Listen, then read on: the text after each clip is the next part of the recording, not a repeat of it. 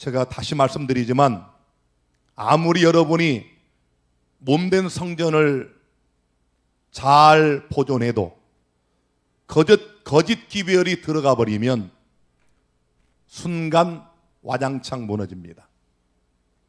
굉장히 중요한 우리 지금 주제를 공부하고 있는데요. 하나님 말씀 야고보 3장 1절과 2절을 읽겠습니다. 형제들아, 너희가 선생된 우리가 더 큰 심판 받을 줄을 알고 많이 선생이 되지 말라. 우리가 다 실수가 많으니 만일 말에 실수가 없는 자면 곧 온전한 사람이라 능히 온 몸도 굴레 씌우리라. 우리가 이 야고보서 3장 말씀을 어느 경우에 자주 인용을 하는가 하면은 우리가 말 조심하자, 조롱하는 말, 비난하는 말, 또 중상모략하는 말, 이런 말 하지 말자, 이런 성경 구절로 목사님들도 많이 인용을 하지만 본래는 그런 의미가 아니에요.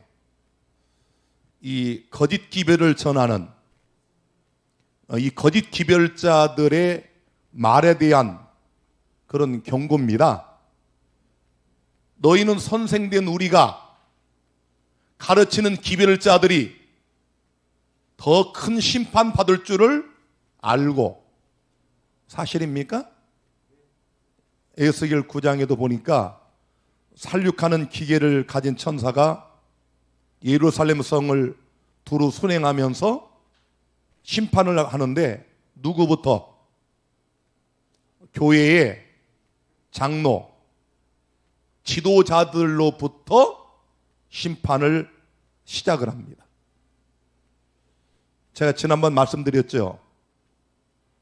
하나님이 보낸 사실이 없는데 자기가 기별자라고 착각하는 분들이 굉장히 많습니다.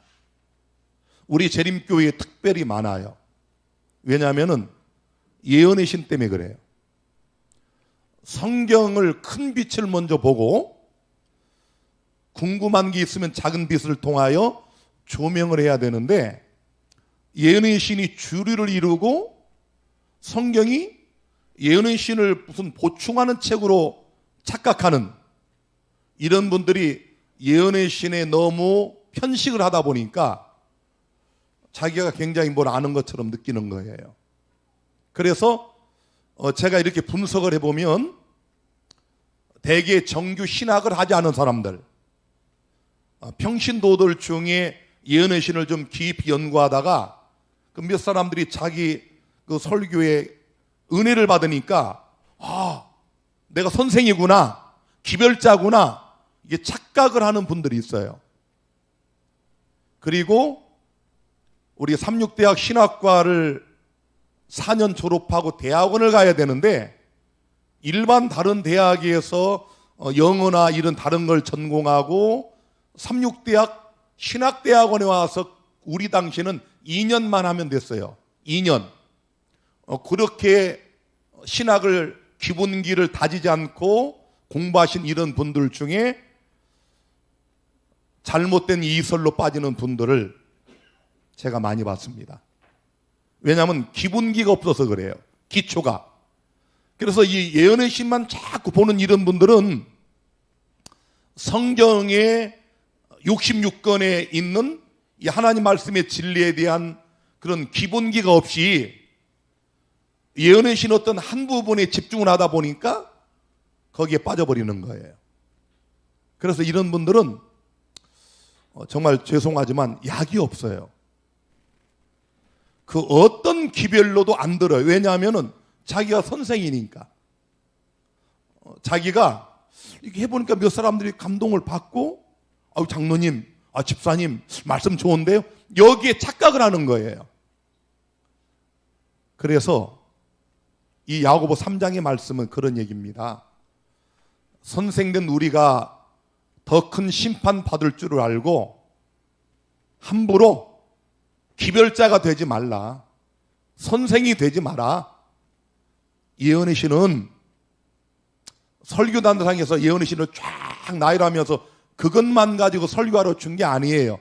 각 개인이 예언의 신 열심히 읽고 은혜 받고 감동받고 그걸 삶 속에서 삶을 통해 내 가족과 이웃과 친구와 교우들과 나누는 삶을 살면 되는 겁니다. 그래서 여러분들이 어디 집회를 갔거나 어떤 기별자를 만났을 때 이 사람이 성경을 중심으로 설교하는 목사인지 기별자인지 아니면 처음부터 예언의 신을 쫙 놓고 설명하는 사람이지만 딱 알면 금방 분간이 됩니다. 무슨 말인지 아시겠죠? 왜냐하면 성경의 전반적인 지식이 이 기본기가 없다 보니까 예언의 신을 자꾸 인용할 수밖에 없어 이분들이. 그건 아무나 하는 거예요. 예언의 신은 예언의 신을 기록한 엘렌 화이트 선지자도 당신의 글을 그렇게 이용하는 걸 원치 않습니다. 예언의 신은 상징과 묵시가 아니에요. 예언의 신을 쭉 나열하고 그 한 줄을 놓고서 그냥 그걸 설명하는 분들이 있어요. 예언의 신은 그냥 문자입니다. 초등학교 학생도 읽으면 이해가 되는 말씀에 그걸 그 한 구절을 놓고서 설명하고 풀어내고 의미를 더하고 그런 말씀 아니라고요. 자, 그래서 우리가 다 실수가 많은데 만일 말에 실수가 없는 사람이면 온전한 사람이라고 그랬어요. 그래서 이 기별자들이 기별로 말을 실수해버리면 자신도 죽지만 그 기별을 듣는 사람도 다 죽어요. 이게 성경의 원리입니다. 에베소 4장 11, 12절에 그가 혹은 사도로 예수님이 하늘로 승천하시면서 선물을 주셨어요. 하나님의 교회에 혹은 선지자로 혹은 복음 전하는 자로 혹은 목사와 교사로 주셨으니 이는 성도를 뭐하게 해요? 온전케 합니다. 하나님이 세우신 종들은 기별자들은 복음 전하는 자들은 성도를 온전하게 하는 그런 중대한 책무를 맡고 있습니다. 여러분 아시겠죠? 여러분들이 지금 오늘 안식일을 맞는 이 저녁에 왜 모였습니까? 온전하게 되려고 하나님이 세우신 종을 통해서 하나님의 성령을 통해서 죄에 대하여 의에 대하여 심판에 대하여 우리를 책망하시려고 그래서 부족한 것들을 온전하게 하시려고 오늘 우리가 모인 겁니다. 그 다음에 봉사일을 하게 하고 말씀을 제대로 듣는 사람은 봉사일을 합니다. 하지 말라고 해요. 그리고 그리스도의 몸을 세우려 하십니다. 이 기별자들이 얼마나 중요한지 아시겠죠? 하나님이 세우신 이런 종들을 통하여 성도를 온전하게 하고 봉사일을 하게 하고 그리스도의 몸인 하나님의 교회를 세운다.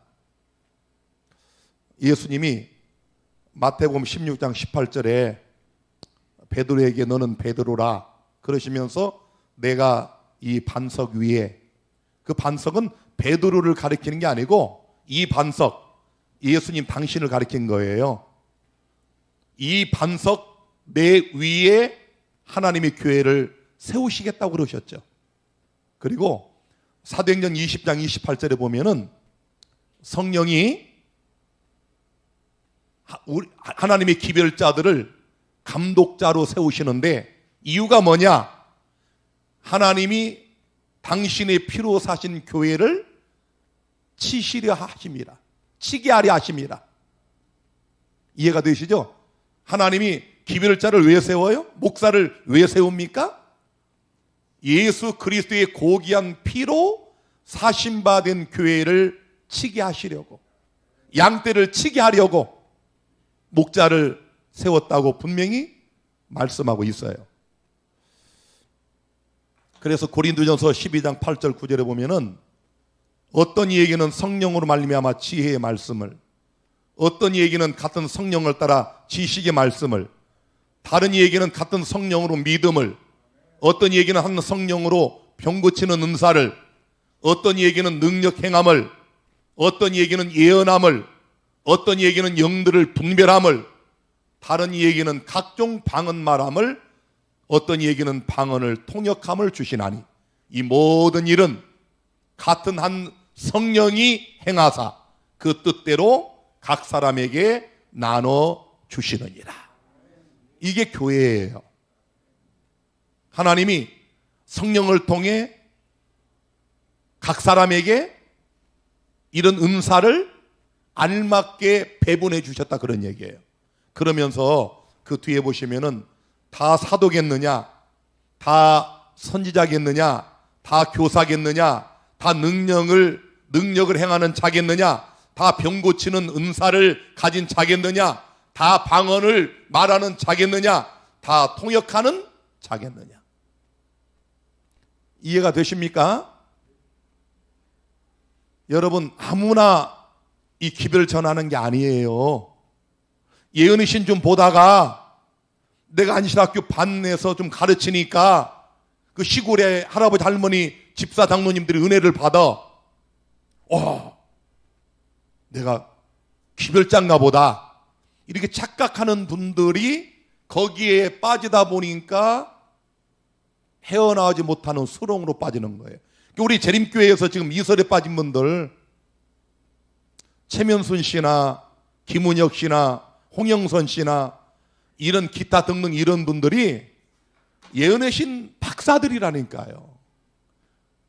저보다 예언의 신을 아마 10배, 20배 더 봤을 거예요. 그분들이 다 예언의 신이에요. 박명도 마찬가지고. 그런데 그분들이 왜 저렇게 됐어요? 옛날 전혜심 씨가, 그분이 이름이 전혜심이에요. 어떤 분은 전애심이라고 알고 있는데 저는 그분의 주민등록증을 직접 봤습니다. 해심이에요, 해심. 이분 우리 교회를 수교를 다녔잖아요. 오갈 데가 없으니까. 그런데 그분을 따라오신 할머님들 몇 분 계셨어요. 여러분, 수십 년을 속았거든요. 60년대부터 30년 넘게 이 전혜심 씨가 수십 번의 재림날짜를 정했는데 하나도 안 맞았어요. 그러면 어떻게 해야 될까요? 버려야 되잖아요. 아니 10번, 5번이 아니라 한 번 틀리면 그냥 버려야 되는 거예요. 그냥 뒤도 돌아보지 말고 버려야 돼요. 왜 못 버리는지 아세요?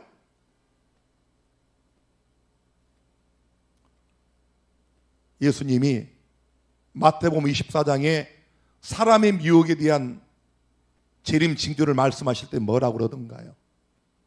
뭐가 있는 곳에? 죽음이 있는 곳에 독수리들이 꼬인다고 그랬잖아요.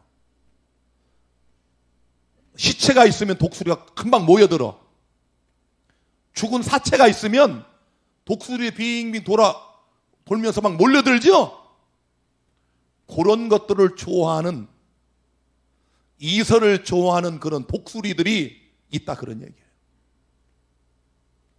그분들은 그렇게 일반 목사들 설교 못 듣습니다. 그래서 이런 이설에 빠진 사람들이 그 정한 종말적 시기가 맞지 않아도 왜 따라가느냐? 계속해가지고 거짓말로 더 자극적인 걸 계속 내놓는 거예요. 더 자극적인 거, 좀 더 자극적인 거. 홍영선 씨가 그러다가 패망한 사람입니다.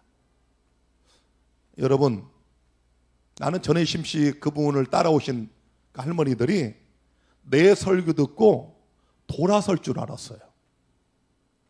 그 5, 6개월 동안 나 같은 목회자를 만나서 이런 설교면 이들이 알아듣겠지. 여기서 같이 지냈어요. 그때 제가 혼자 여기 살 때니까 그분들이 다 여기 오셔서 같이 공동생활했어요. 인간적으로는 참 좋으신 분들입니다.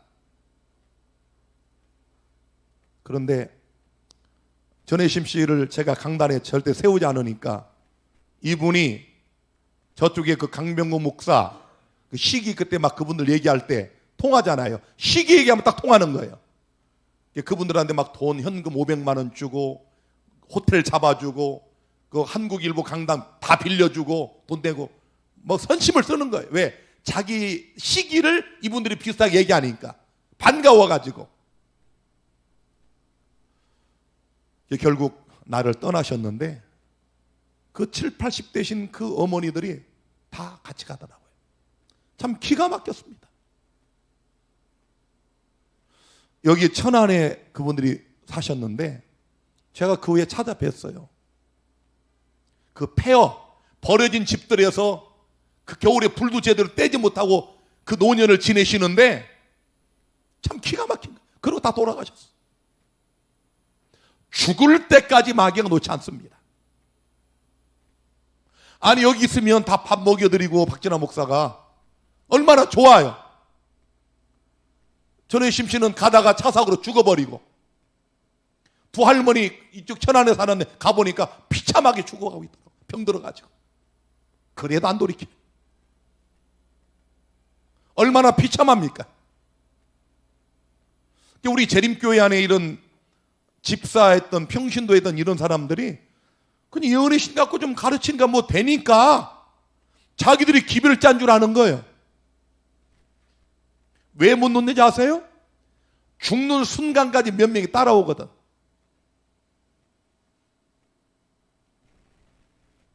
자, 임강은 집사 주장을 좀 듣겠습니다.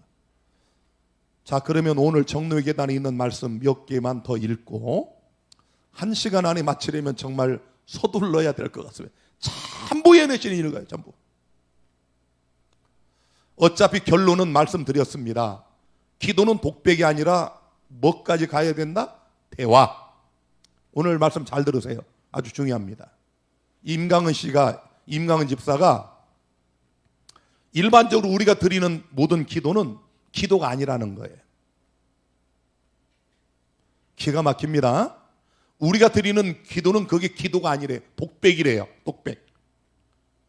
진짜 기도는 하나님과 뭐다? 대화다. 내가 하면 하나님이 말씀하는 걸 친히 들어야 그게 기도다. 그리고 이 땅에 내가 있는 것이 아니라 하나님께로 끌어올려지는 그런 기도가 정말 이 마지막 시대에는 필요하다라는 말씀을 드리고 싶습니다. 자, 내가 하늘로 올라가는 거 몇 시간 동안 명상하면서 세타파로, 델타파로, 감마파로 가야 된다는 얘기예요. 이 사람이 이걸 읽고 그러는 거예요. 이거 정로계단 93페이지 요걸 먼저 앞에 읽어요. 보세요. 기도는 마치 친구에게 하는 것처럼 하나님께 그 심정을 펴놓는 것이다. 기도는 우리가 어떠하다는 것을 하나님께 알리기 위함이 아니요 우리로 하여금 그를 받아들일 수 있도록 하기 위함이다. 기도는 하나님을 우리에게로 내려오시게 함이 아니요 우리로 하여금 그에게로 올라가게 하는 것이다. 이 상징과 묵시를 저분이 풀어가지고 상징과 묵시 아니에요. 잘 알아들으세요. 지금 임강은 집사가 그렇게 생각한다 이 말이에요. 그냥 이런 말씀은 그냥 듣고 아멘하고 지나가면 되는 거예요. 아, 그렇구나. 내가 친구에게 말하는 것처럼 아버지 하나님, 지나가 오늘 주님께 무릎을 꿇었습니다. 아버지, 오늘 제가 하루 종일 열심히 산 거 아시죠? 그런데 하나님, 아까 제가 아무에게 좀 화를 냈습니다. 하나님, 죄송합니다. 이게 그냥 기도예요. 저는 그렇게 기도합니다. 공중기도는 그렇게 하면 안 돼요. 어떤 분들은 공중기도도 그렇게 하는 분이 있어요. 어떤 분은 공중기도 시키면은 자기를 위해서 기도하는데 공중기도는 그렇게 하면 안 됩니다. 참 이 기도를 좀 제대로 좀 지금 저처럼 하시면 돼요. 기도 어려워요, 쉬워요? 어떤 분은 기도시키면 막 겁을 먹어. 어떤 분은 막 종이다 써가지고 나와. 쓸 수 있어요. 우리 재림교회 큰 집회 같은 거 하는 거 보면 목사님들 써서 해요. 왜? 그 수많은 청중 여러 나라에 생방송되는데 실수하면 안 되니까 좋아요. 써서 할 수 있어요. 그런데 사람 의식하고 하면 안 됩니다. 그리고 좀 써서 해도 좀 지혜롭게 하셔.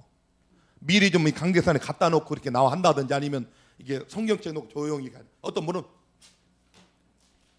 와서 또 찾아. 어디다 썼는가. 바스락. 에? 이렇게 기도하는 분이 이 은혜가 떨어져. 지혜롭게 써서 해도 돼요. 안 되는 건 아닌데 저는 일생의 기도를 써서 해본 적은 한 번도 없습니다.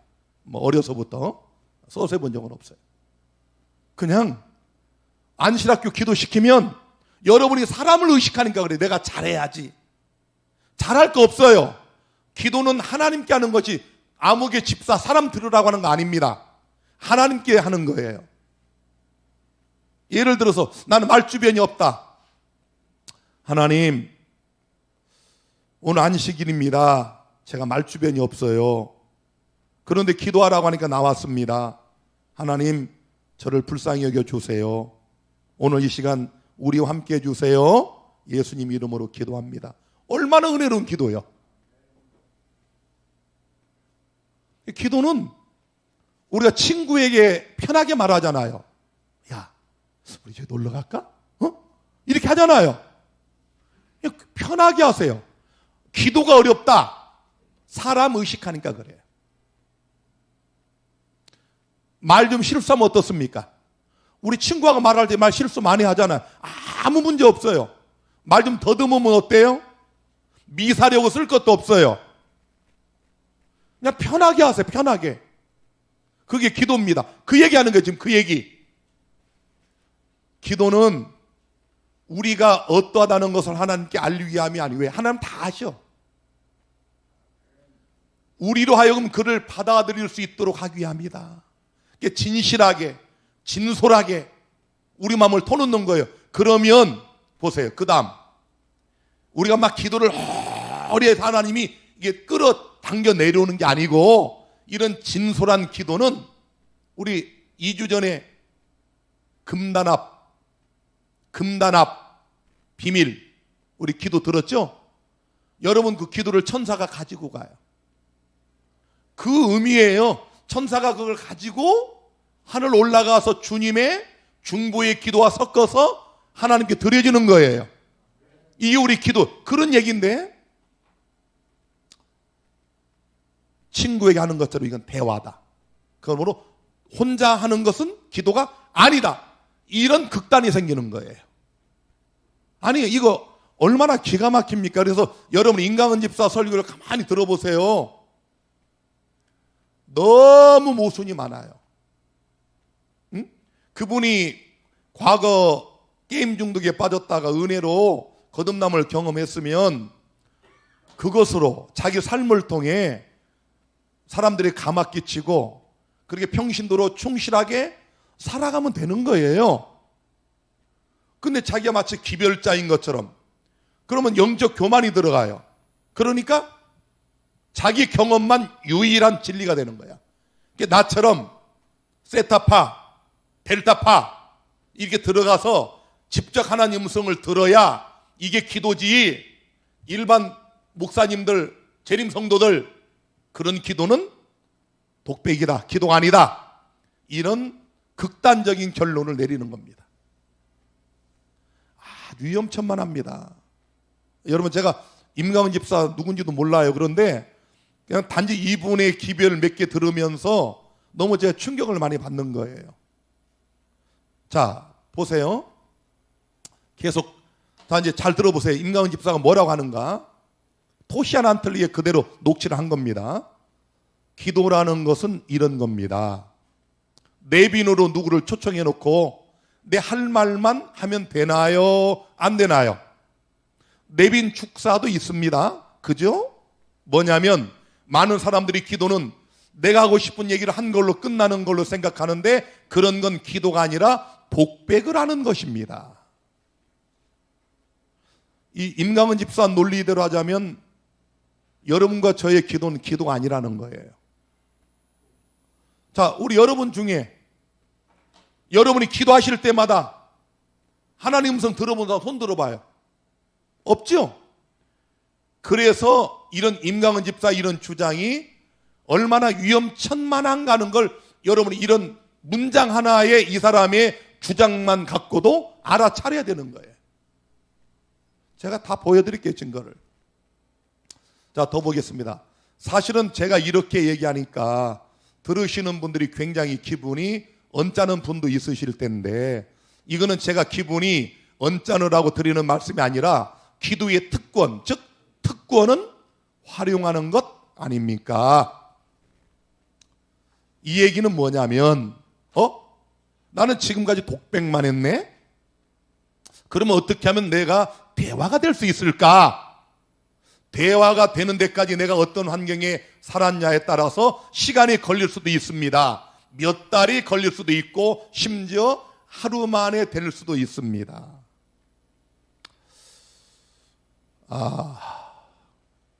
우리가 드리는 기도는 독백이라 기도가 아니고 자신이 하는 그 기도법만이 진짜 기도인데, 어떤 사람은 몇 달 걸린다.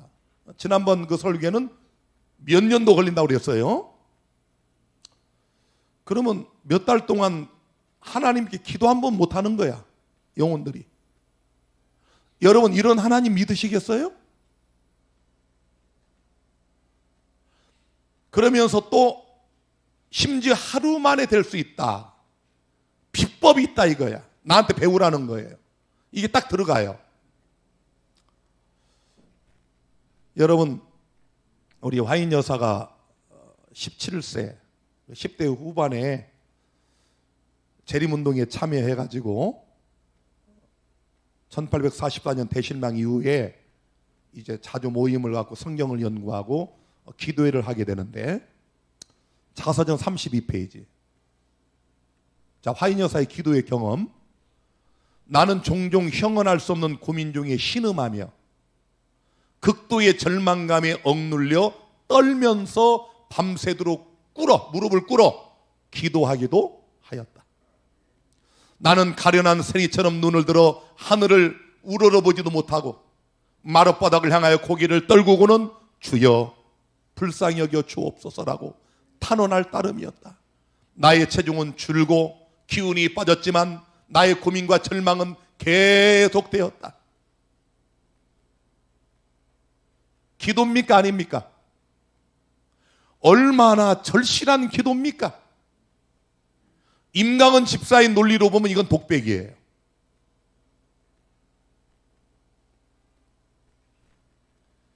다른 사람들이 기도하려고 무릎을 꿇었을 때 나도 떨면서 그들과 함께 꿇었다. 임강은 집사는 무릎 꿇으면 안 된다는 거야. 편안한 그 쿠션도 하나 뒤에다 놓고 그리고 잠이 옳다 말듯 하면 한 3시간, 4시간, 5시간 기도하면 딱 세타파로 들어가고 델타파로 점입 가경. 그러면 음성이 들린다는 거예요. 그러니 순진무관 재림교인들이 이게 얼마나 해보고 싶겠어. 여러분도 지금 박진아 목사 설교를 들으니까, 이설 반증을 들으니까 정신이 바짝 나지만 제 설교 안 듣고 이 사람 설교 들으면 귀가 번쩍 뜨여요. 해볼까? 들린대. 복양아. 들린다는 거야 이렇게. 호규야. 들린다는 거야 이렇게. 그런 소리 들어보시면 손 들어보셔봐. 저는 제가 간증했지만 일생에 딱 한 번 들어봤어요. 하나님 음성을. 딱 한 번 들었는데 이런 어떤 물소리 같아요. 제가 어떻게 표현할 길이 없어. 굵은 남자 음성은 분명한데 물소리같이 이렇게 들려요. 그런데 명확하게 들려요. 나에게 말씀하시는 게. 딱 한 번 들어봤습니다. 산에 가서 무릎 꿇고 기도하던 중에 무릎 꿇고 해도 성령님 오십니다. 아니, 엎어져서 해도 성령님은 오셔요. 저는 어려서 우리 어머님이 기도하는 걸 자주 봤거든요. 제가 한밤중에 소피 마려워서 이게 문을 열고 우리 안방을 지나서 이렇게 나가야 되는데, 화장실 가려면 옛날 집들은 안에 없었으니까 안방을 지나면 어머님이 이불당 까시고 그 방바닥에 엎드려서 성경책을 머리맡에 놓으시고 두 손을 이렇게 하고서 엎드려 주무시는 걸 나는 수도 없이 봤어. 우리 어머님이 그렇게 절규하며 여러분 이불당 깔고 그 딱딱한 방바닥에 밤새도록 신음하며 기도하는 것, 주님은 얼마나 사랑하시겠어. 쿠션 놓고 편안하게 잠자야, 그건 여러분 세상에 이런 얘기가 어디, 성경 어디 나옵니까? 이 화이프인 보세요. 몇 사람이 기도를 드린 다음에 나도 모르는 사이에 나는 소리를 내어 기도하였다. 자기도 모르게 소리가 이제 음성이 나오는 거예요. 그 순간 하나님의 약속은 마치 구하는 자만이 받게 되는 많은 귀한 진주처럼 내게 느껴졌다. 성령이 임하신 거예요. 그리고 실제로 이 기도 후에 하나님이 화인 여사에게 꿈에서 하늘 성전을 보여주셔요. 놀라운 장면을 보여주십니다. 무릎 꿇고 절규하며 하나님, 나는 죄인입니다. 나를 불쌍히 여겨주세요. 고개를 떨구며 나는 하늘을 우러러볼 수 없습니다. 이렇게 신음하며 기도하는 이런 기도들마다 우리 성령님은 마중 나오십니다. 몇 시간을 하고 무슨 델타파로 들어가야 겨우 와주는 성령님이 아니고, 우리 죄를 짓고 마땅히 빌바라지 못하며 신음하며 탄식하며 절규하며 기도할 때 성령님은 즉각적으로 찾아오시는 분이셔요. 내가 기도할 때 그토록 오랫동안 나를 괴롭히던 무거운 짐과 영혼의 번민은 사라지고 주님의 축복이 부드러운 이슬처럼 내게 내렸다. 할렐루야. 성령 오시잖아요. 무릎 꿇고 기도하는 성령 오시잖아요. 주님의 축복이 부드러운 이슬처럼 내게 내렸다. 나는 마음속에서 우러나오는 찬송을 하나님께 드렸다. 기도하다가 또 찬송 부르는 거야. 예수님과 그의 영광 외에는 아무것도 보이지 않았으며 내 주위에서 일어나는 일을 전혀 의식하지 못하였다. 얼마나 기도가 깊이 들어갔으면. 이런 기도의 경험 저도 가끔 합니다. 기도가 깊어지면 아무 소리 안 들려요. 산기도 하면 그렇게 됩니다. 산기도. 골방에서도 그렇게 할 수 있어요. 그리고 특별히 소리를 내서 기도하세요. 속으로 하면 안 돼요. 아침에 일어나면 좀 피곤해가지고 소리 내는 것도 싫어서 생각으로 기도, 그거 안 됩니다. 마귀가 채가버려요. 경험해 보셨죠? 생각으로 기도하면 잠들거나 다른 생각이, 잡념이 들어와 버려. 소리를 내세요. 예수님도 제자들이 이 돌 던질 만큼 한 20-30m 될까요? 20-30m 그 돌 던질 만큼 거리에서 기도하는 게 제자들에게 다 들렸어요. 그래서 제자들이 다 써놓은 거예요, 성경에. 소리를 내서 기도하세요.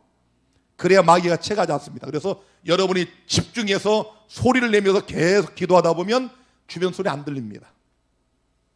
무슨 델타파로 들어가서 그게 아니에요.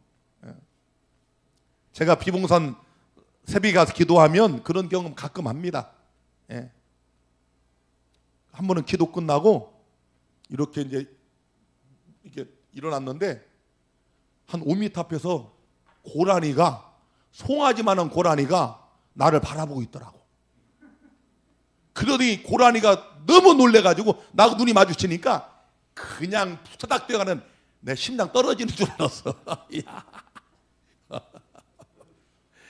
그러니까 고라니도 뭔 소리인가를, 아마 고라니도 기도를 했나? 나를 의식을 못한 거야. 나도 의식을 못하고 캄캄하니까. 기도할 때는 잡생각이 못 들어오도록, 마귀가 기도를 채가지 못하도록 여러분 소리를 내서 기도하셔요. 소리를 내서. 자, 그래서 화인 여사가 이렇게 자주 손을 들고 기도도 하고 그때 장면을 이렇게 그려놓은 그림 같은데요. 자, 제가 지금 이 화인 여사의 글을 읽어주는 이유 아시겠죠? 이거 그냥 여러분이 읽으면 다 이해가 되는 얘기인데, 임 집사가 이 기도에 대한 엉터리 이설을 얘기하니까 이 사람이 너무 자주 인용하는 그 예언의 신을 쓴 화인 여사가 어떻게 기도했는가를 제가 보여드리는 거예요. 하나님의 성령께서 너무도 강력하게 내게 임하셨으므로 나는 그날 밤에 집으로 돌아갈 수 없었다. 의식이 회복되었을 때야 나는 우리가 기도회로 모였던 숙부의 집에 누워있는 것을 깨달았다. 여러분, 화인 여사가 처음에 저런 기도를 계속 할 때 하나님의 성령이 오시고 그 다음에 계시를 보여주시는 거예요. 자, 그래서 화인 여사가 나중에는 평생 동안 이런 모습으로 2000여 번의 계시를 직접 봤습니다. 화인 여사는 계시를 본 거예요. 우리의 기도하고 또 달라요. 화인 여사는 이것보다 더 큰 성경책을 이렇게 들고 몇십 분씩 있었어요. 그리고 사람들이 이게 호흡을 하는가 안 하는가 이렇게 촛불을 갖다 대보기도 하고, 도저히 일반 사람의 그런 기도하는 모습과는 전혀 다른 하나님의 선지자들이 계시를 받는 그런 모습으로 화인 여사는 일평생 2000여 번의 계시를 직접 받았습니다. 자, 이제 오늘 중요한 말씀을 제가 마지막 드립니다. 잘 들으세요. 야고보 5장 13, 14절 잘 아시죠? 너희 중에 고난당하는 자가 있느냐? 저는 뭐 할 것이요? 기도할 것이요. 즐거워하는 자가 있느냐? 저는 찬송할지니라. 너희 중에 병든 자가 있느냐? 저는 교회의 장로들을 청할 것이요. 그들은 주의 이름으로 기름을 바르며 위하여 기도할지니라. 제가 교회 개척 초창기에 이대로 했는데 진짜 그때 기적이 일어나더라고요. 우리 아마 홍 목사도 알 거예요. 김효연 그 어머니 그 친구 그 저쪽에 그 포도밭 하시던 분, 그런 분을 비롯해 가지고 정말 제가 이 안성 시내를 이잡듯 다니면서 문을 두들기면 대부분 다 문 안 열어주는데 누가 문 열어주느냐? 병자들이 문 열어줘요. 중풍 맞아가지고 누워있거나 가족들도 별로 관심도 없고 간경화로 막 배가 이렇게 그냥 복수가 차가지고 끙끙 앓는 그 백 누구죠 그분? 우리 교회 집사까지 하고 했던 그 백, 김백관. 김백관. 예. 야, 역시 젊은 사람이 기억력이 좋네요. 그런 분은 이 간경화로 배가 이렇게 악이 나는 그 산딸은 저리 가라요. 이런 분을요, 약 하나 안 쓰고, 그때 제가 여기서 농사 짓는 그 케일집을 참 이걸 짜가지고 그걸 병에 담아가지고 매일마다 제가 갖다 드렸어요. 그리고 올리브유 기름을 제가 배에다 바르면서 기도했어요. 기적적으로 완치가 됐습니다. 그분이. 여러분, 그분은요 어느 정도였냐면은 중간에 막 목사님 큰일 났다고 그 옆에 김용환 씨라고 젊은 청년이 있었어요. 빨리 오시라고. 이분이 너무 술을 많이 먹고 이 복수가 차가지고 가족이 그냥 버리다시피 해가지고 가져가고 따로 살았다고요.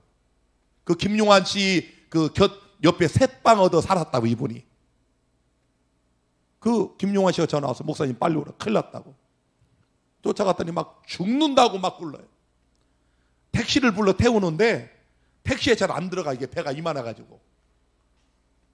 그래가지고 의원에 갔는데 의료원의 그 응급실에 침대에서 막 길길 뛰는 거예요. 길길이. 죽겠다고.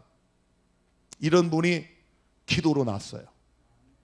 제가 조금도 과장하지 않고 매일마다 금방 난 게 아니에요. 여러분, 제가 몇 달을 정성 들여서 매일 하루도 안 빼놓고 케일즙을 갖다가 뭐 잡수게 하면서 당근즙을 드리고 올리브유 바르고 기도했더니 나아버렸어. 그 부인이 그 후에 그분 나중에 돌아가시고 가끔 시내에서 만나면 내 손잡고 고맙다고. 우리 교회 집사 안수까지 받고 나중에 돌아가셨어요. 근데 여러분, 저는 이 말씀을 믿습니다.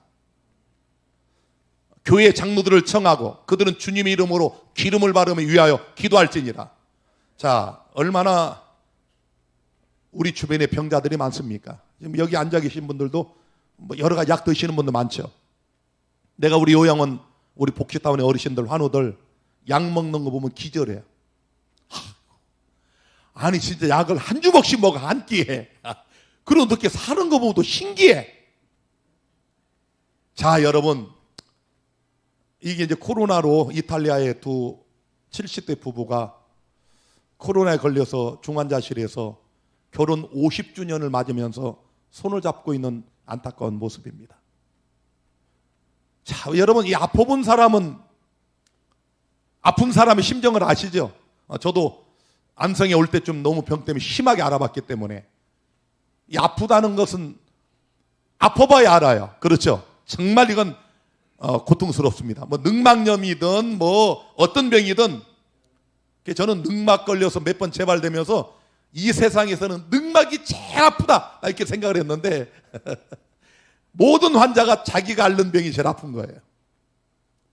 자, 안타깝죠. 그런데 여기 약속이 있습니다.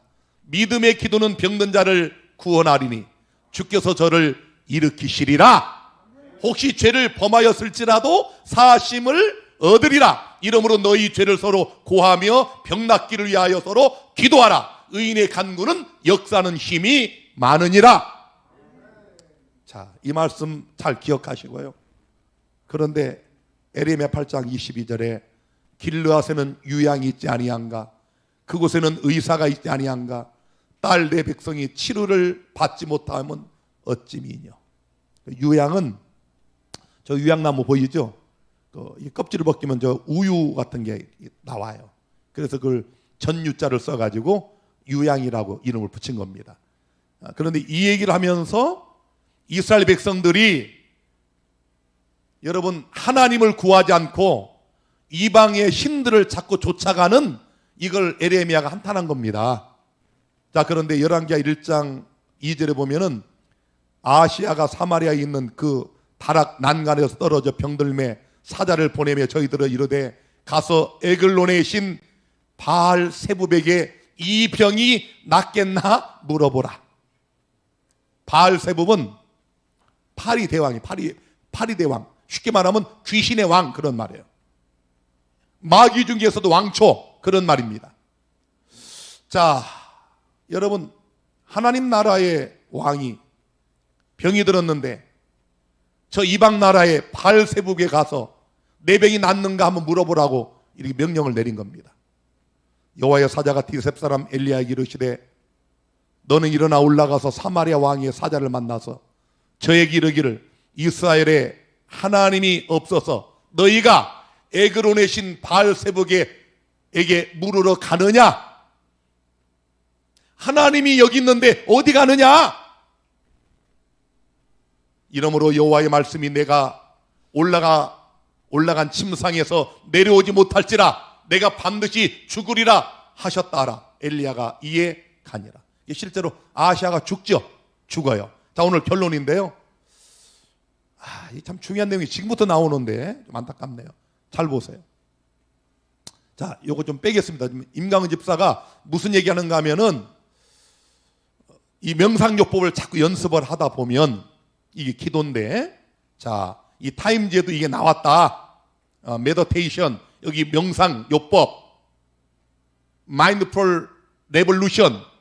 여러분, 이 혁명이라 해요, 혁명. 자, 이런 걸 소개하면서 이분이 뭐라 하느냐 하면은 눈을 감고 이완된 상태의 명상을 하면 알파파가 분비될 때 두 가지 치료가 일어난다. 첫 번째는 육신의 질병의 치료, 즉 활성산소 같은 것에 의하여 파괴된 우리 몸의 DNA 구조나 이런 것들이 다시 복구되는 일이 일어난다. 그 다음에 두 번째는 우울증이나 불안함이 사라진다는 것은 뭐도 치료된다는 건가요? 감정도 치료된다.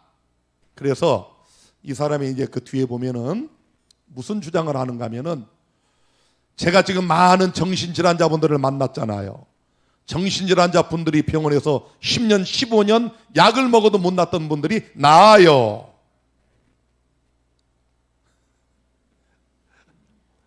오래 안 걸리더라고요. 3주 만에 의부증이 나은 여성도 있고요. 우울증, 불면증은 대부분 2주 정도 약을 끊고도 낫는 분들이 많아요.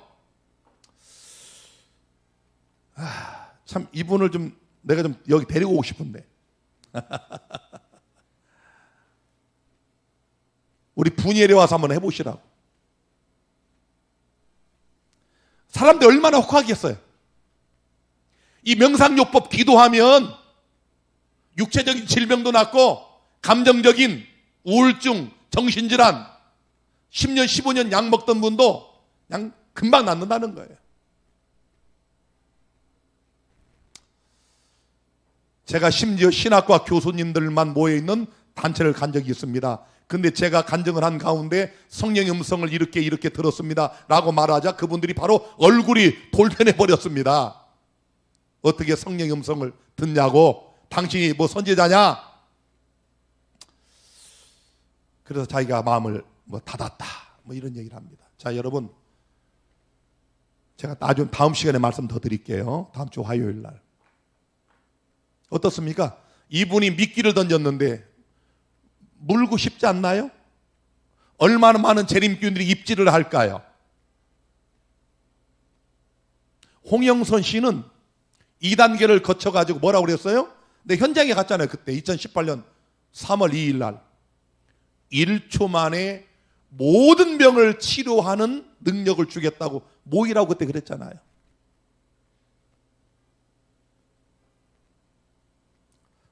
사랑하는 성도 여러분, 우리에게는 하나님이 계시고 길르앗에는 유양이 있어요. 이런데 기웃거리지 마세요. 이런 이설에 혹하지 마세요. 같이 죽습니다. 이 명상요법을 통해서 하나님 음성을 듣는다는 이게 발전하면은 이제 별짓 다 해도 다 믿어요. 우리 홍 장로님 여기 계시는데 그 횡성 북박골에 그 당시 중앙교회에 있었던 아주 경건하게 보이는 이 청년 남녀 대여섯 명이 그 시골 생활 들어왔어요. 제가 가보니까 예배 자체가 너무 거룩해. 그들이 밭에서 일하고 있어서 제가 안녕하세요 인사하니까 인사도 안 받아. 왜? 우리는 외부인과 말도 안 한다 이거예요. 나중에 그 동네에서 간첩이라고 신고까지 들어갔어요. 그분들. 그냥 얼마나 거룩하게 보이는지. 거기 남편이 있는 유부녀도 같이 갔는데 나중에 그 지도하는 그 조아무개 씨하고 유부녀하고 짝짝꿍 돼가지고 다 깨져버렸어.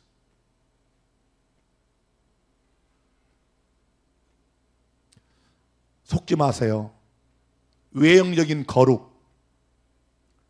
품성 변화 이런 미끼 물지 마세요. 우리에게는 오직 말씀이 있습니다. 말씀에서 한순간도 떠나지 않는 오직 말씀만 따라가시는 어린 양이 어디를 인도하든지 말씀만 쫓아가는 저와 여러분이 되기를 간절히 바랍니다.